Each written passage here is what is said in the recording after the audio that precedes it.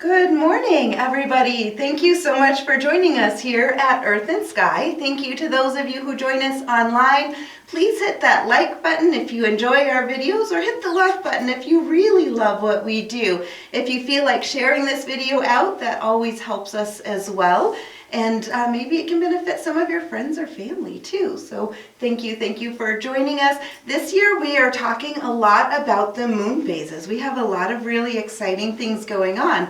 Last year our theme was the Wheel of the Year, so we talked about each of the holidays and the traditional festivals, both the Celtic festivals and the festivals that are based on the seasons. So this year I wanted to move that in a little bit. We're talking about the moon phases. I will soon be getting the visuals up on this wheel for the moon phases now that we are back in town finally. And last month we had the wolf moon, which we talked about how to incorporate the aspects of that into your life. And we also just got through that really exciting time of the trilogy of supermoons. It is very, very rare for that to happen. There's some dispute with scientists. Some are saying that that happened about, I think it was 155 years ago, and others say that there has not been a trilogy of supermoons that was like the event that we just had. So it's interesting to look into a little bit about the debate that they had. But the other interesting thing is now that we've just got through that, where we had the first supermoon in December and the next two supermoons were both in January, which meant the third of those was a blue moon, because anytime you have two moons within the same month, that second one is a blue moon. Well, that has left us with no moon in February. None at all. So I hope you enjoyed that super lunar eclipse that we had at the end of January. I felt like that was quite incredible. I was blessed to be able to see that from Arizona, where the skies are very clear and the moon looks a bit closer. So we got some interesting pictures where you can see that Earth's shadow.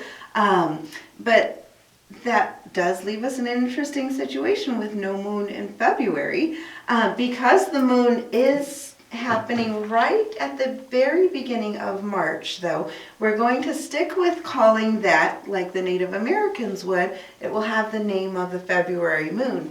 And that's because Native Americans didn't typically follow the Julian or the Gregorian calendars. They followed the lunar cycles. And so depending on which tribe you are looking at, some of the Native Americans celebrated 4 seasons based on the moon. Some celebrated 5 seasons based on the moon. Some tribes believed that there were 12 moons that they named throughout the year. Others believed that there were 13 different names that they used throughout the year. So it really depended on which area of the country you were in.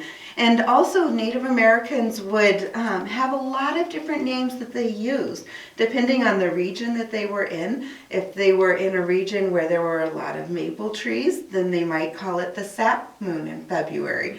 If they were in a region where there was a lot of snow, February tends to have the most snowfall, then they would call it the snow moon. Some would call it the cold moon, but others would call January's moon the cold moon. So it really depended on where that season was hitting you.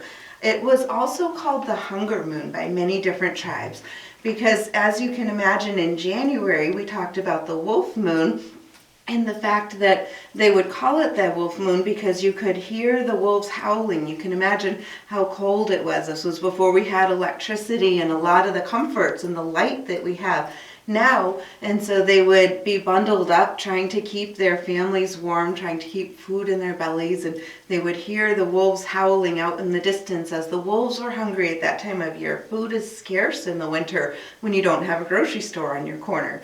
And so they a lot of times would refer to the February moon as the hunger moon, because in the fall, just as we talked about with these fall festivals, people are gathering in the crops. You're starting in the summer to gather the crops in. We hit fall and you're really gathering. By Samhain, you're really starting to work on bundling things and getting things preserved so that you can make it last through December and January, and then you hit February. And it can be a very dark and hungry time of year when you are trying to work with the resources that you have and the resources that you can stock up with yourself.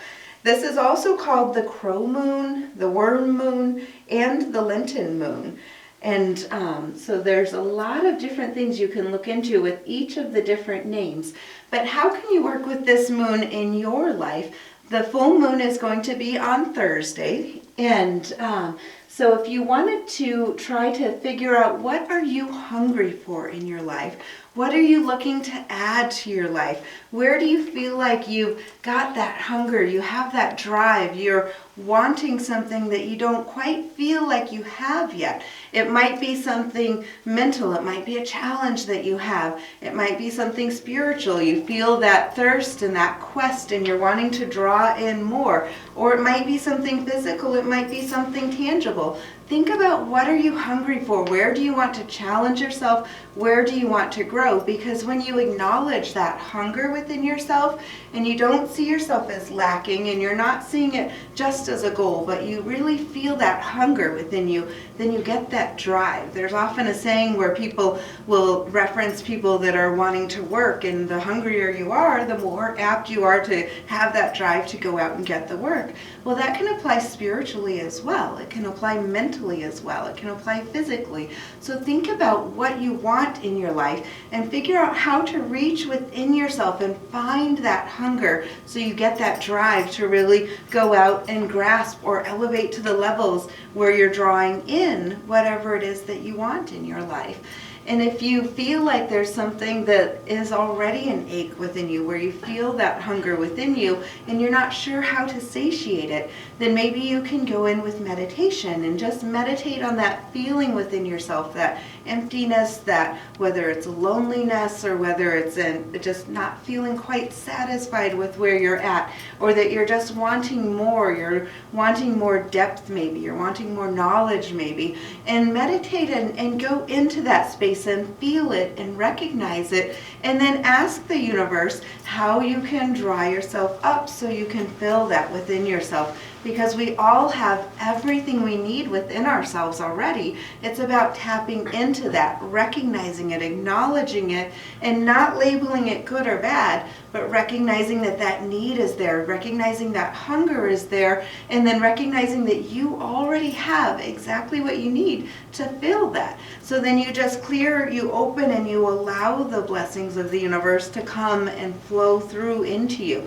Sometimes we need to let go of certain things or give certain things up so we can allow those blessings to flow into us too. So see if there's something that's holding you back, maybe something that's holding you down. If you think back into the Native American times, if they were in that mode of being really hungry, if they're maybe going out and they're needing to go out to hunt, they don't want to have a whole bunch of extra weight on their back, a whole bunch of extra material belongings and things and everything, because that's going to weigh them down, that's going to slow them down. Sometimes in our world we have so many things that we grasp onto, and we get this thing of just starting to collect and almost hoarding and adding in things, and we need to lighten our load a little bit so that we can move better, so we can be more agile, so that we can go after whatever it is that we want to fulfill ourselves to bring us up to that next level. So figuring out what it is within you that you want, feel that need, and then see what you can do to obtain it, whether it's meditating, whether you're trying to reach enlightenment, whether it's something physical that you're wanting to bring into your life. And notice if there's something that's hindering you, something that's holding you back, and maybe it's something that you can let go of and bless somebody else with. Maybe you need to let go of certain things and give them to others so that you have that space to draw it in for yourself. There are many, many different ways of going about this. Also, calling it the sap moon I found really interesting, because I just was reading yesterday, a friend of mine had actually tapped her maple trees, and she asked her neighbor if she could tap their trees too, and she's already found, I think it was 6 gallons of syrup that she just drained this last weekend. That's a lot of syrup. And but that also lends into that being this time of year. It's that that wealth, that honey that can flow in, that syrup that can flow in, and figuring out where you can add sweetness into your life at this time. The cold moon or the snow moon is another name for this, And a lot of times this winter time, it's the time that you want to go inward. This is the time for planning. This is the time for looking within and seeing what it is that you want in your life, seeing what you're blessed with in your life too, seeing what you have to be thankful for, and finding a place of stillness, finding a place of quiet within. A lot of people I know have seasonal affective disorder, and the winter can be challenging for them. Or if you feel restless, sometimes we get that like cabin fever in the winter because it's so snowy outside, but we feel kind of confined to our house. This is such a perfect time of year to really go within, do some journaling, do some meditating. If you have the Tibetan bowls, play your bowls, do things that journey you inward. Even doing coloring, if you're coloring mandalas or things like that, that can really awaken that creativity and awaken that spark and that joy within you. It's the simple things of life that we really focus on this time of year, because it won't be long before we're into the spring and then we're into the summer, and it's that full height of activity. So cherish the fact that things can calm down a little bit this time of year, and that it's a wonderful time to just go within. The last time that we had no moon, just like this month in February, the last time we had that was in 1999. Typically there's a moon in every month, but sometimes when we have that blue moon, just like we had in January, the 2 moons within the 1 month gave us a blue moon for the second calendar month. The last time that happened was 1999 in February. February is the only month that it's possible to have no month, because we have a moon every 29 and a half days. And so it's kind of a great time to really look within, because as you imagine, that moon is just kind of holding her light back for this time period. And now that we are coming into the full moon on Thursday, so you've got about 4 more days, you're in that perfect height of that waxing moon, ready to manifest whatever you want. So when the moon is waxing and it's coming up to full, that's that great time where you're building your creativity, you're building all of the potentiality that you have, and then the moon becomes full and pregnant with possibilities. And so if you plant your seeds and you have your seeds growing, this is the time to really think about what it is you want to burn with that hunger. What do you want to create? What do you want to birth as the moon comes to full? And so really think this time about that hunger that you have within you for the next few days. And then as the moon is full on Thursday, I think it'll be around 1 a.m. I think is when it's at its brightest point for us here.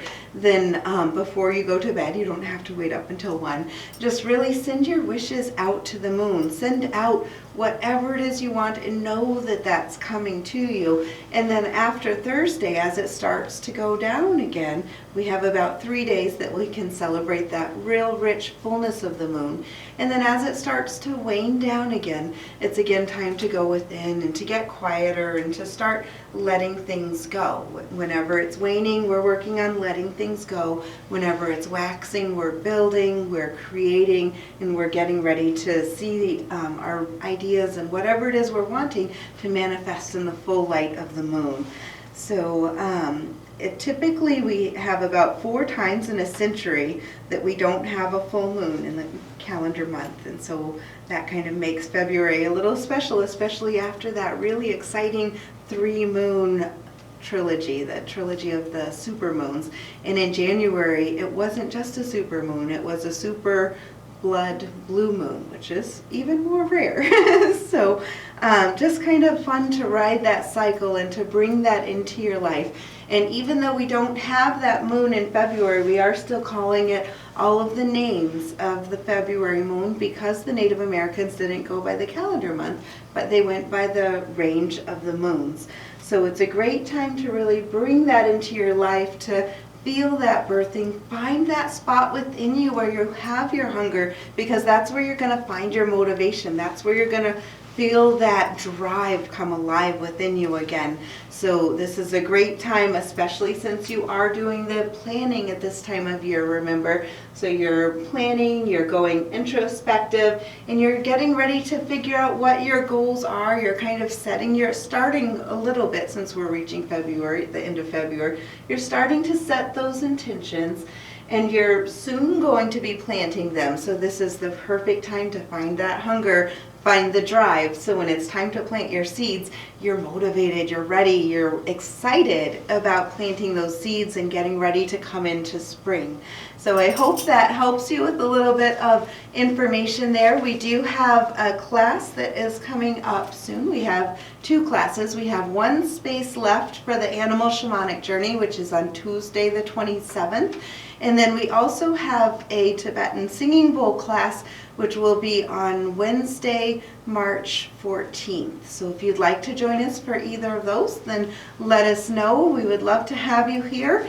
And please remember to hit that like button or hit the love button. And we appreciate every share you do on our videos. You can find us on YouTube. You can also find our Facebook page and join us in person. Thank you. Have a great week.